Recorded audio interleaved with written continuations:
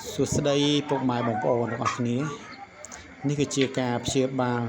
បែបបុរាណខ្មែរយើងបងប្អូននៅខាងខេត្តកំពង់ធំស្រុកកំពង់ថ្មគ្រូមានឈ្មោះថាលោកគ្រូជឿនដែលគាត់ព្យាបាលជំងឺច្រើនមុខមែនទែនតកតងនឹងដូចជាខ្ទិះទឹកសន្លាក់ដៃជើងជាប់សរសៃហើយមហារិទ្ធសុដន់អីគឺគាត់អាចព្យាបាលជាភាសាមានអ្នកជំងឺទៅមើលហើយគឺគាត់ព្យាបាលជាច្រើនហើយឥឡូវគឺមានពុកម៉ែបងប្អូនច្រើនមែនទែនកំពុងតែរងចាំគាត់បងប្អូនប្រហែលជាស្គាល់ហើយលោកគ្រូជឿនហើយវីដេអូនេះក៏សូមចែករំលែកដល់ពុកម៉ែបងប្អូនដែលកំពុងតែចង់រកផ្ទះគាត់នៅស្រុកកំពង់ថ្មនៅក្នុងខេត្តកំពង់ធំដែលមានទីតាំងចូលតាមច្រកទ្វារវត្តកំពង់ថ្មតែម្ដងហ្នឹងហើយបងប្អូនហើយមានបងប្អូនជាច្រើនដែលបានមកមើលជំងឺមិនមែនជាកម្មវិធីអីទេណាបងប្អូននេះគឺជាការមើលជំងឺ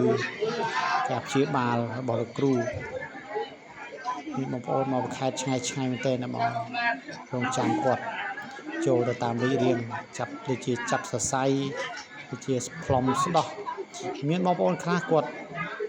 ពិបាកក្នុងការនិយាយច្រើនឆ្នាំប៉ុន្តែពេលបានមកជួបលោកគ្រូគាត់ចាប់សរសៃហើយគាត់ផ្លុំហើយនិយាយបានមួយចំនួនហើយនិយាយបានខ្លះមកវិញមិនមែនជារឿងកន្លែងបងប្អូនជារឿងពិតដែលខ្ញុំបានឃើញផ្ទាល់នៅភ្នែកខ្ញុំតែម្ដងប្រជាជនដែលគាត់មកពីឆ្ងាយក៏គាត់ឃើញដូចគ្នាដែរមិនមែនតែ100%អ្នកបងប្អូនគឺច្រើនមែនទែនច្រើន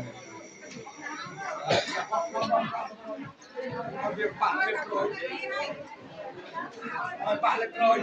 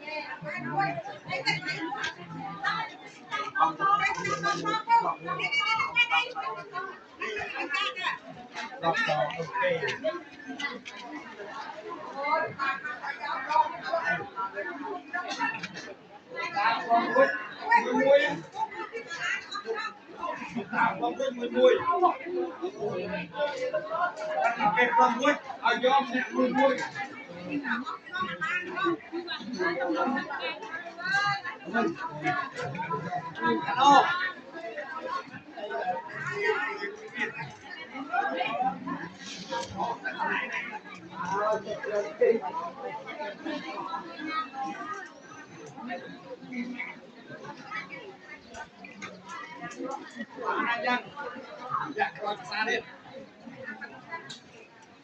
ច្រើនណាស់